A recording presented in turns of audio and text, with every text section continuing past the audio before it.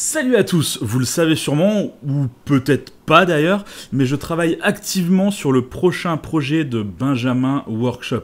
Alors forcément, c'est super intéressant pour sa chaîne comme projet, mais c'est également super intéressant pour la mienne. Vous êtes assez nombreux souvent à me demander comment se passe mon métier de designer, et malheureusement, c'est quelque chose dont je ne peux que très rarement parler, puisque vous vous en doutez, je signe des accords de confidentialité, etc., qui m'empêchent de divulguer tout ça sur Internet. Cela dit, sur ce projet-là en particulier, je vais pouvoir aller autant dans les détails que je veux sur toute la partie design du projet. Ça va être super intéressant.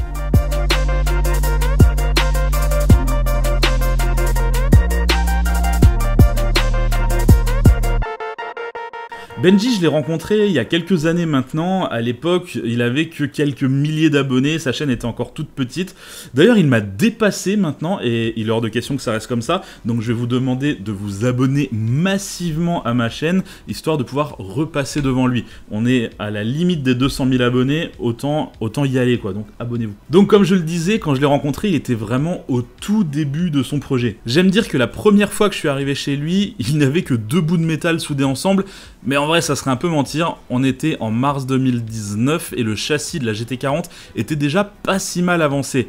Ouais, parce que si vous faites partie des 2 ou 3 qui ne savent pas qui est Benjamin Workshop, c'est un mec qui a construit une GT40 dans son garage. Il l'a fini cette année et je peux vous dire que le résultat est impressionnant. J'ai eu l'honneur d'être présent pour les premiers tours de roue sur circuit, c'était vraiment génial. La qualité de la réalisation est oufissime. Bref, ce projet sur la GT40, je le suis depuis des années. Bon, évidemment, j'ai pas fait de vidéo à chaque fois que je suis passé le voir, mais je suis passé le voir assez souvent pour découvrir l'avancée du projet. J'étais là notamment la première fois où le siège a été mis dans la voiture, j'ai pu m'asseoir dedans, voir un petit peu ce que ça fait d'être dans une GT40.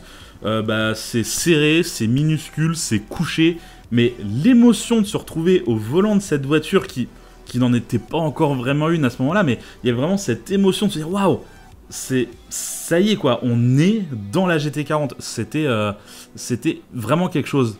J'étais là aussi pour découvrir la peinture, le bonheur de se rendre compte qu'il a fait le bon choix. Vous n'imaginez pas le nombre de fois je l'ai vu hésiter avec les petites plaquettes couleur constructeur pour trouver le bon mango qui allait correspondre à la voiture, ou toutes les fois où il testait la couleur sur la Ford GT40 dans Forza Horizon, et du coup on allait faire des tours sur le online avec la voiture pour voir ce que ça donnait dans un environnement un peu naturel, et c'était marrant parce qu'on flippait qu'il y a un abonné qui grille que c'était Benjamin et que du coup ça spoil la voiture avant le grand reveal. C'était assez marrant comme période. Et puis forcément les premiers tours de roue, moteur tournant devant son garage sans carrosserie sur le châssis puisqu'il était en peinture. Et pour finir, l'invitation officielle sur circuit pour venir vraiment voir ce que ça donne. Je pensais pas que son V8 puisse sonner aussi bien. C'était complètement fou comme moment. Je n'ai pas la possibilité de tourner la tête. Du coup, forcément, quand il m'a proposé de travailler en tant que designer sur son prochain projet, pour moi, ça a été directement un grand oui. Quand j'ai vu la qualité de réalisation de la GT40, pour moi, c'était une évidence qu'il était capable de réaliser de grandes choses sur son prochain projet. En fait, ensemble, on parlait souvent de son prochain projet et il avait vraiment peur de décevoir ses abonnés, en fait. Ce qui est normal, quand on construit un truc aussi énorme qu'une GT40 en premier projet, le deuxième projet doit être plus grand, plus oufissime, sinon les abonnés vont être déçus. Et du coup, il réfléchissait beaucoup à ce qu'il pouvait faire. Et c'est là qu'il s'est dit, je vais faire une voiture en carbone en fait, ce qui était finalement la suite logique. Quand on a un châssis tubulaire, la suite logique, c'est de faire un châssis complètement carbone monocoque. C'est complètement fou, mais pas complètement irréalisable. Historiquement, le carbone c'est réservé aux plus grosses voitures disponibles. On parle de McLaren F1, Ferrari Enzo, Carrera GT, des voitures qui tapent facilement le million d'euros. Heureusement, aujourd'hui les constructeurs se permettent le carbone sur des modèles un peu moins prestigieux.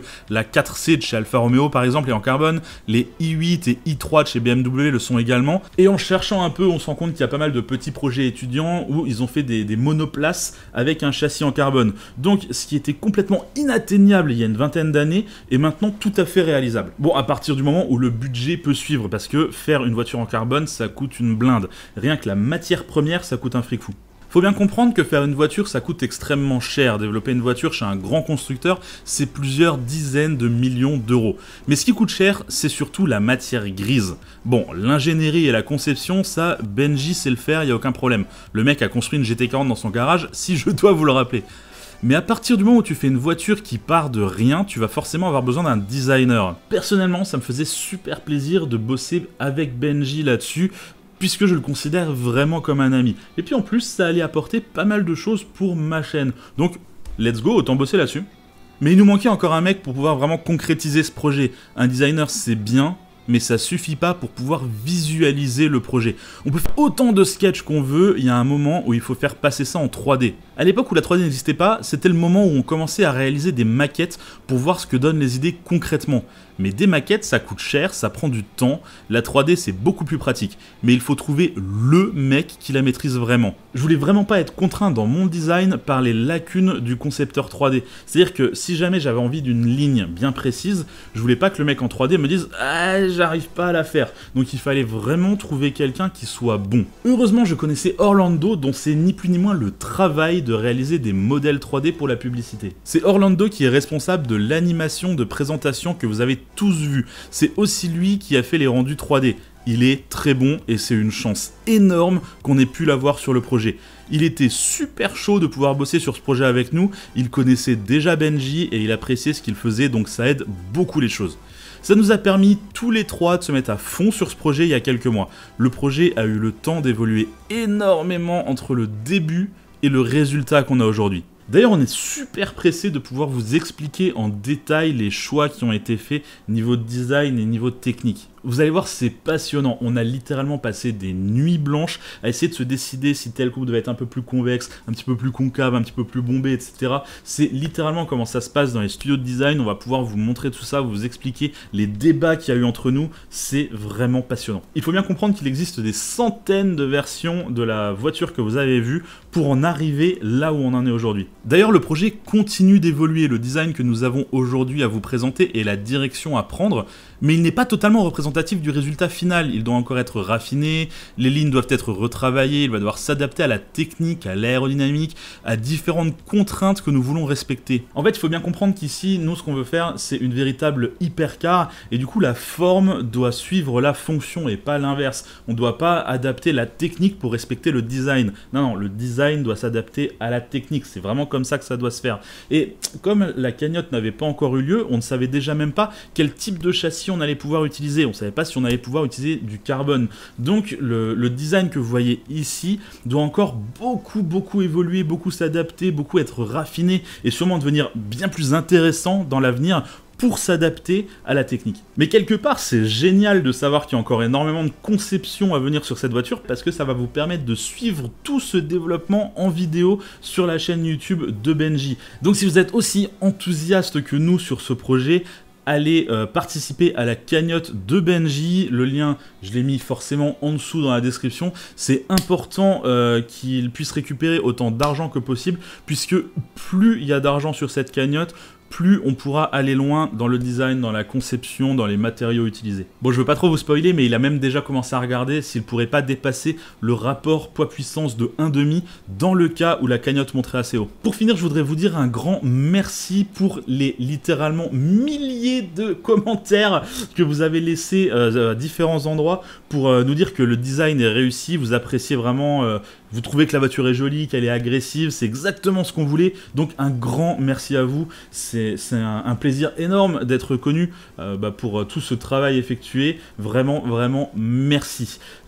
Pour vous remercier, nous ce qu'on va faire, c'est préparer des vidéos pour vous expliquer toutes les étapes du design. On voudrait faire ça bien, on voudrait faire ça dans les détails pour que vraiment vous puissiez apprécier tout le travail qui a été fait jusque-là et le travail qui va venir. Donc ne vous en faites pas, ça arrive. Tous ceux qui demandent s'il va y avoir des vidéos détaillées sur le design, il y en aura. C'est dans les mois à venir.